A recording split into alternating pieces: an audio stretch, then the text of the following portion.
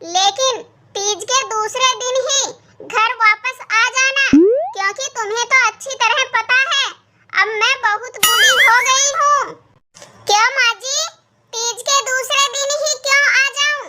अगर आप घर का काम 2-4 दिन कर लोगी तो आप घिस नहीं जाओगी। देख बहू, तुम्हें तो अच्छी तरह पता है अब मैं बूढ़ी हो गई हूँ। घर के काम करते हुए मेरे हाथ कांपने लगते हैं, इसलिए मुझसे घर का काम नहीं होगा। वो तो सब ठीक है माँ जी, लेकिन मेरे पास जाने के लिए पैसे नहीं है। आप मुझे 5000 रुपए दे दीजिए। देख बहू, मेरे पास तो फूटी कौड़ी तक नहीं है। तू एक काम कर, अपनी सोने की चैन गिरवी रख दे और अपने मायके चली जा। फिर जब तू मायके से लौट कर आए तब दिहाड़ी मजूरी करके अपनी चैन छुड़वा लेना।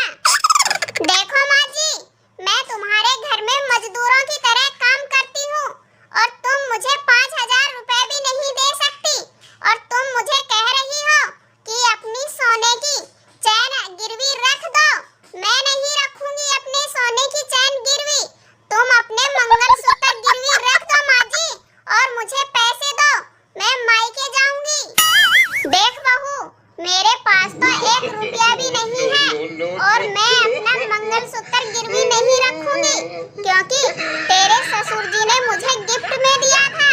और तू एक काम कर, अपने मायके जाने को रहने दे और मैं मेरे बेटे से कहकर तुम्हारे लिए घेवर यही मंगवा दूंगी। देखो माँ जी, आप कुछ भी कर लो, मैंने मेरे भाई को फोन करके बुला लिया है और वो मुझे लेने आ रहा है। मैं तो तीज अपने मायके ही जाकर खाऊंगी।